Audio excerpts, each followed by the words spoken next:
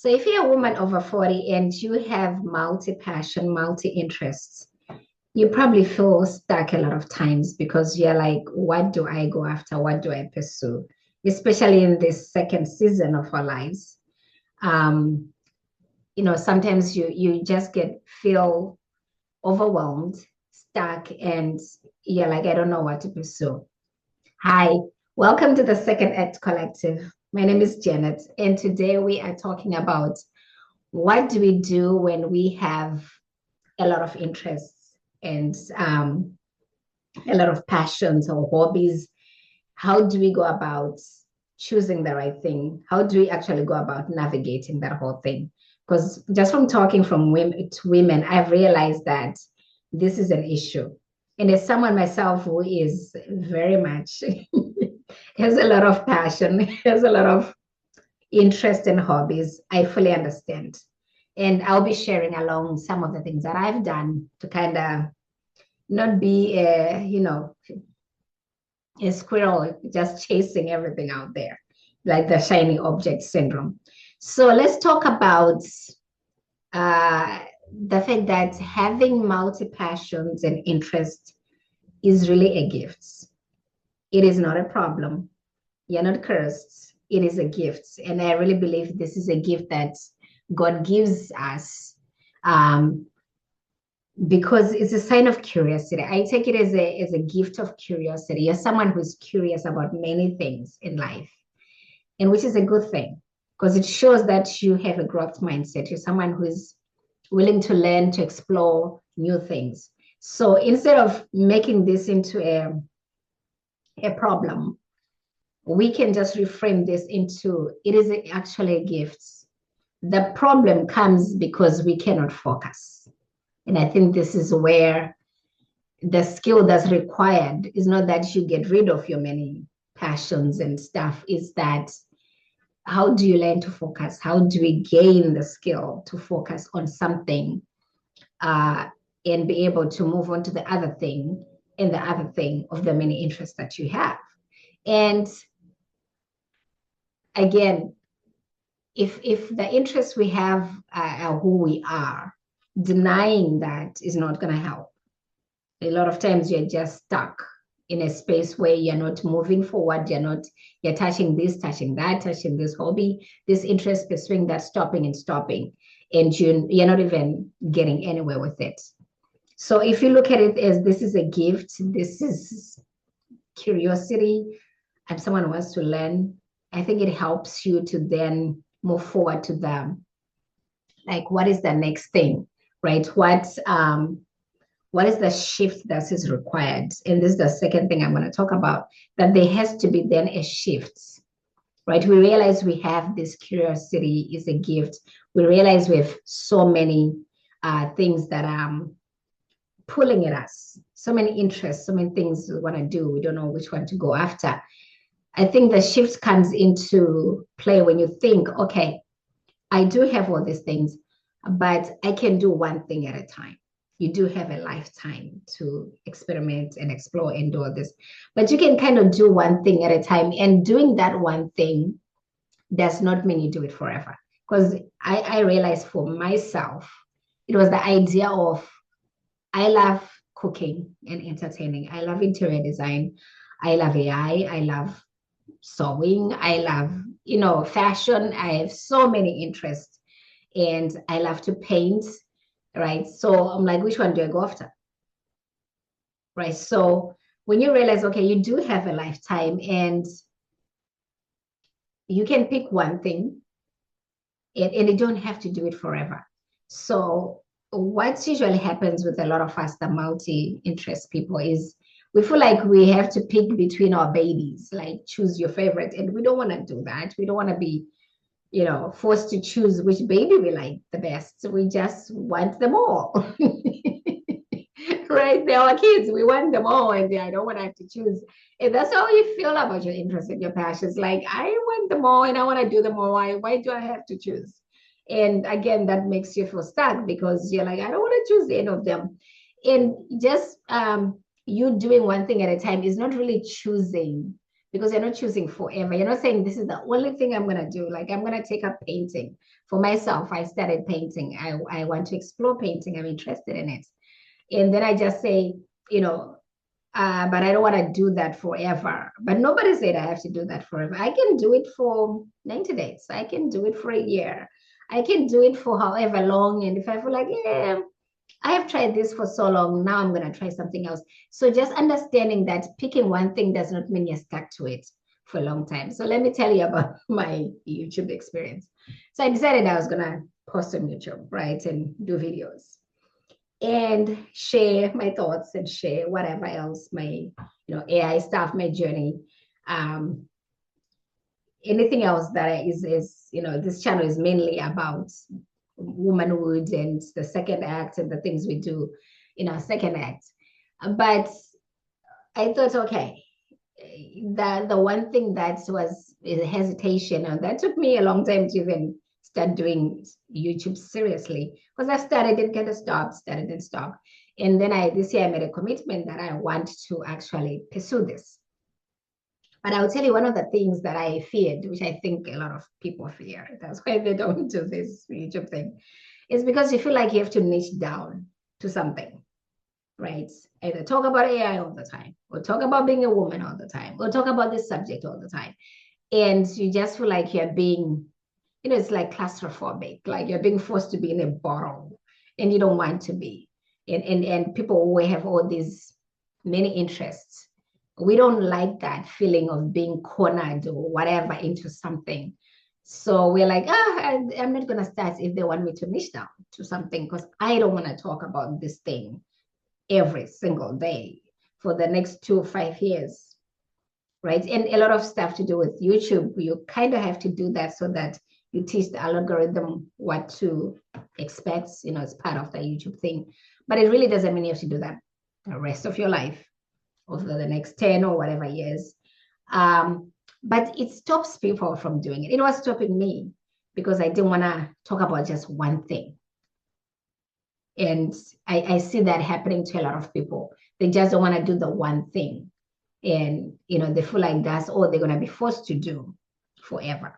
And it's really not the case. So you have a lifetime to pursue different things, but you want to kind of get down to the one thing that you're going to do for a certain amount of time and then move on to the next thing. And my suggestion is list down your hobbies, your interests, your skills, right? And know what they are. And then as you're listening to this, you can kind of pick the ideas that work for you and kind of use them. So you're able to say, okay, I'm going to try this out. I'm going to try this first and see how it goes, which brings us to the thing that you can kind of, the framework you can look through this. And I'm going to share with you some of the questions, like some questions that you can ask yourself in terms of, you have all this stuff. How do you get to decide what to pursue? And we're going to kind of cover that. So the first question I would say is that when you look at your lists of hobbies and interests that you have put down, what is the thing that you see yourself doing for the next 2 years? And when you think of doing it for the next 2 years, you don't cringe, or the next 5 years, you don't cringe.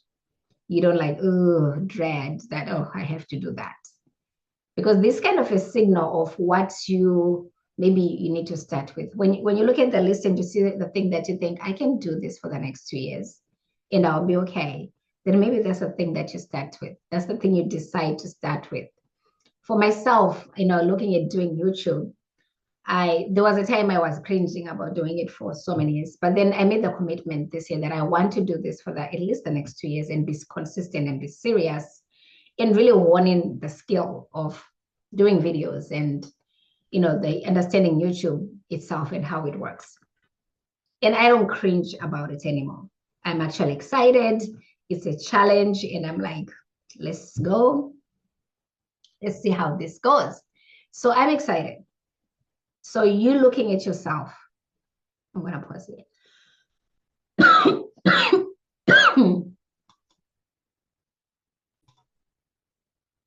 So you're looking at yourself at the list and saying, what is the thing that I can do for the next 2 years?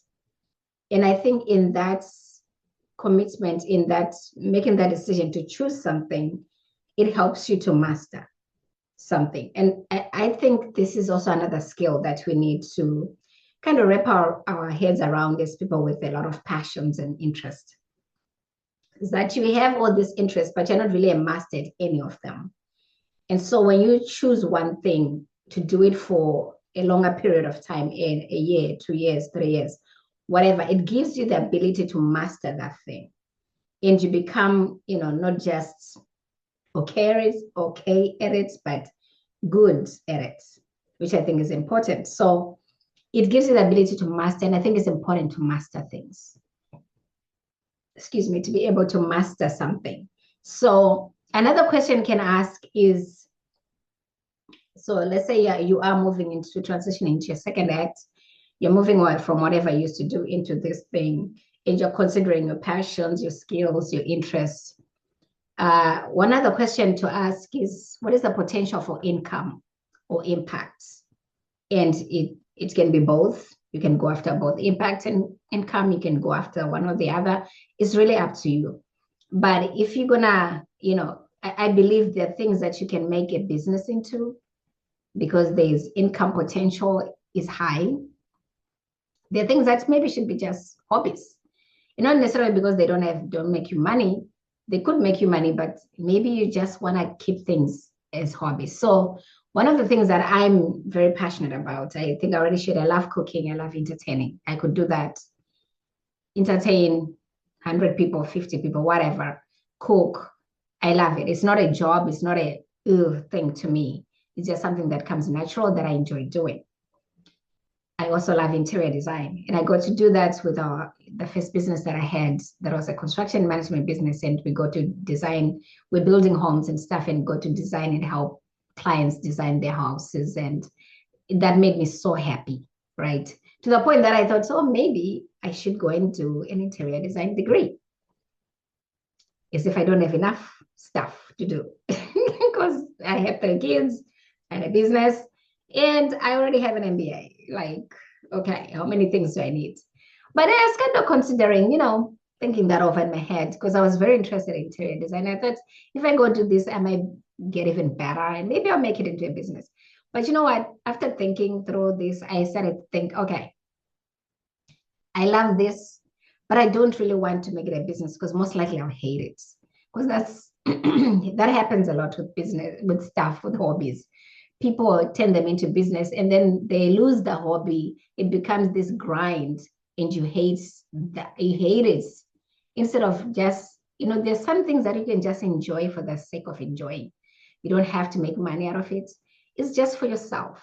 It makes you happy. Like, I'm not going to become a chef, and open a restaurant because I enjoy cooking. I don't want to turn that into a job. I want it to be a business. I want it to be something that I do for my family that I enjoy. So knowing that helps, right? Are you looking to make income? Are you just going to keep it as a hobby?